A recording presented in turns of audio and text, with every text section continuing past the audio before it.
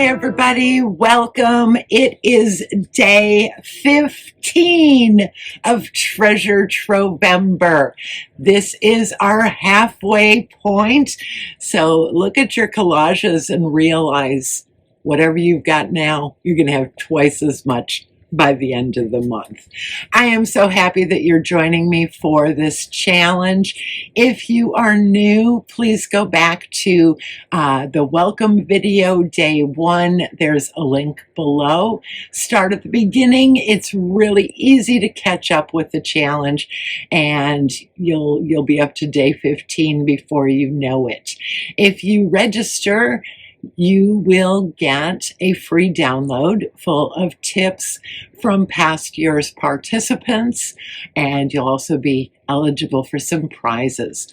So there's a link below to register.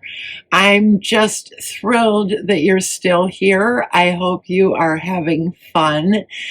Day 15, our prompt is to add some bright colored dots. Bright colored dots. Whatever suits your fancy, however you'd like to do that, just add some bright colored dots to your collage today. Celebrate the halfway point and come back tomorrow for another prompt. Thanks so much.